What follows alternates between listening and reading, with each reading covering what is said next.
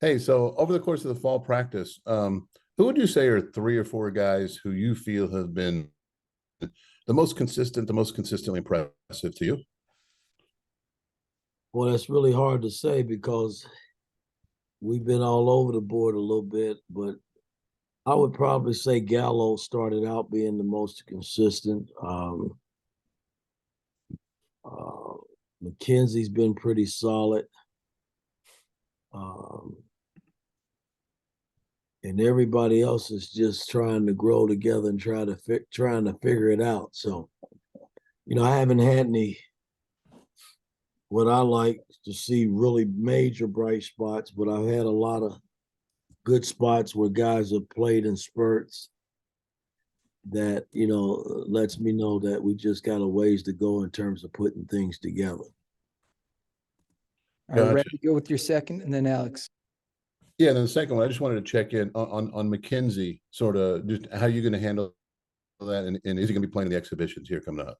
He will be playing. He's been practicing, and all that's behind us. We got to move forward. All right, Alex and Zach. Thanks for the time. We appreciate it. Last year, heading into the exhibitions, your team was obviously you had more known quantities, more returning players. This year with all the new guys.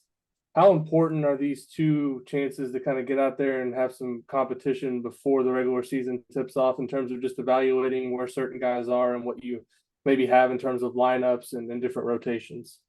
No, it's very important. I mean, we got together this summer. The process began, and it's been a lot of work up until this point where these guys are pretty much beat up on each other. And so I'm kind of anxious to see where we are when we tip it up on Sunday to kind of give me some indication of things that we need to do to get better and continue to grow. So I can't wait to Sunday to see where we are. All right, Zach, then Mike Niz. Mike, I wanted to ask about Caleb Banks, obviously a guy we saw in some productive cameos last year, particularly off the bench in Big Ten play, a lot of energy. Just how have you seen him expand his game as maybe a guy that has the potential to do a lot of different things, play different positions, defend different positions? Just kind of what have you seen from him from maybe, the end of the Miami game last year to this point? Well, he's grown a little bit. He and CJ both have grown. Even Malik, but I need more. And right now, Caleb has been kind of hampered with the growing pull, so he's kind of been on the sideline the last week and a half. So we kind of gradually bringing him back slowly because that's something that can be nagging all year, and I don't need that. So I need him healthy and ready to go. I don't know if we'll play him on Sunday, but him and CJ and Malik are used to this season, man. I mean, I'm going to need them to play at a much higher level than that they played in the past. Mike then Mason. Yeah, Mike, at Big Ten Media Days, you kind of said you'd been banged up a little bit and we're kind of struggling to get, full look at everything. Have the last few weeks been more productive in terms of having everybody available? I mean, I know you just mentioned Caleb having the groin pull, but overall, have you had better luck at getting everybody on the floor? Yeah, I mean, this week we've had a couple of scrimmages amongst ourselves, and the last scrimmage was really promising, probably the best we played against one another. I mean, both the red and the white really competed. But again, only time is going to tell. I mean, Sunday will give us a better indication of where we are, and from that point, we just got to continue to grow. Mason, then Tom Brew. Yeah, Coach, I wanted to ask about Gabe Cupps, specifically leading that second unit with Jakai out and him kind of being your only freshman guard in the backcourt. How do you kind of anticipate him being able to lead the offense and kind of with this exhibition, what does this opportunity provide for him?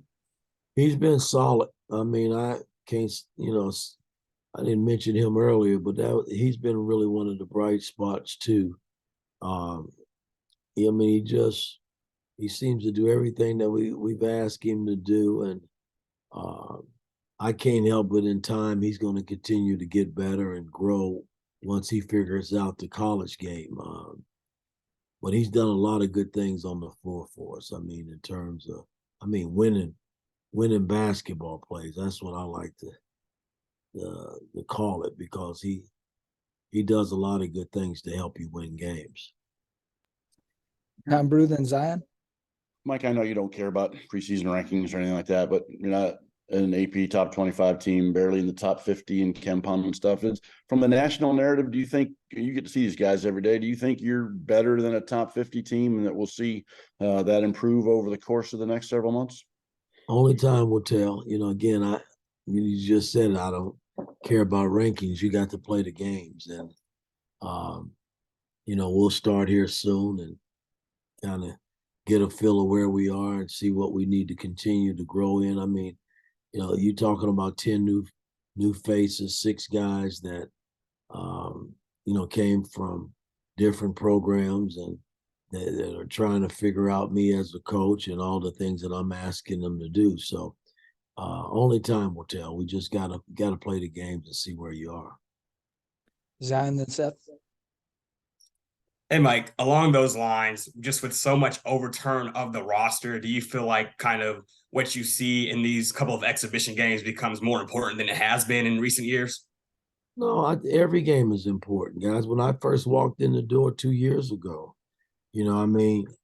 these guys didn't know me, and you putting a system in place. Every game is important.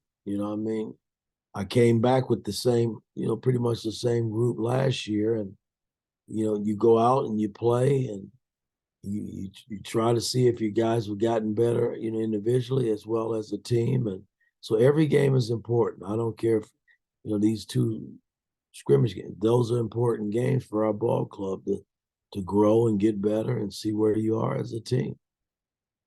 Seth and Ty Golden.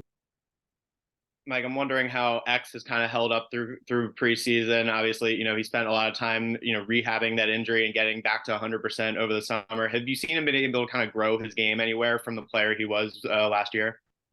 X, everything is in place for X. I just need X to lead more. That's all he needs to think about doing. His game will take care of itself based on the fact that he's got experience at the college level now, and he knows what I'm about. He's got the speed as a point guard. I mean, he can defend. He can score the ball. I mean, there's nothing X can't do. I just need him to lead more and make sure and guys are getting better around him, and he's holding people accountable. That's what captain's supposed to do. Todd and Jim Coyle. Mike, it's the proverbial first game you get to see a lot of players against a real opposition. Is it any more important for any of these first-year guys, whether they're transfers or freshmen, on Sunday than it is for anybody else to see what they can do against somebody else? I think as a team, it's for everybody. CJ and Caleb and Malik didn't play a whole lot of minutes last year, so it's just as important for those guys as well as the new guys that have come in. I mean, we've done a lot since this summer getting together, and so now from a coaching standpoint, my staff and I, we want to see, if they've attained a lot of the things that we've taught them, and does it carry over into a real game? So only time will tell, that we can see where we are as a ball club. Jim Coyle and Jack. Hey, Mike, how are you, sir? Good, and you? Good. Thank you very much. Early on, age was something that was used against you in regards to recruiting and being able to relate to today's player. But do you think that maybe because of your NBA experience and today's players seems more mentally inclined to think like a professional has been a big help in getting in reaching these guys as successfully as you have? And then the second part, there's also a family aspect to recruiting. How does it feel about to be a grandfather probably within days? Well, only you guys was worrying about the age. That was never a factor when I came in the door.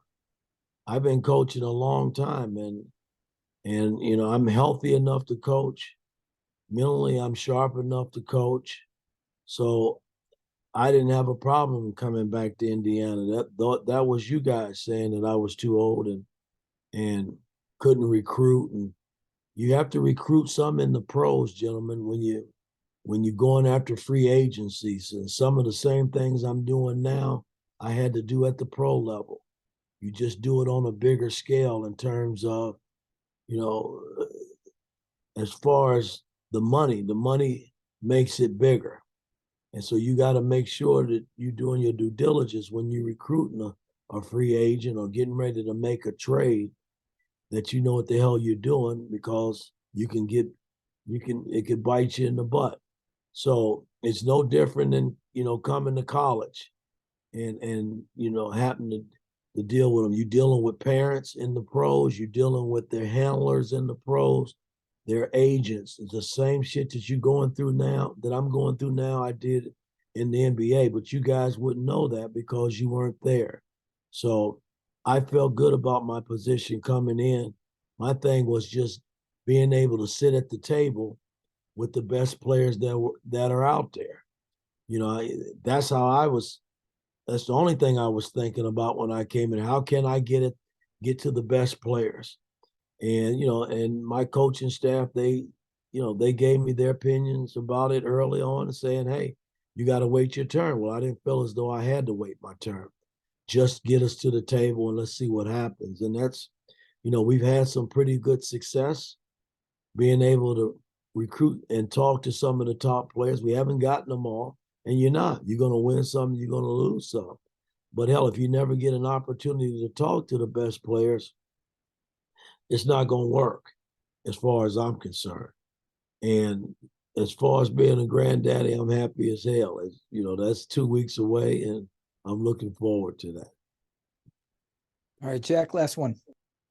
Hey, Mike, a couple weeks ago in Minneapolis, you mentioned that Khalil Ware and Anthony Walker had been dealing with some minor injuries. I guess, how are they doing, and do you expect to have them Sunday for the exhibition?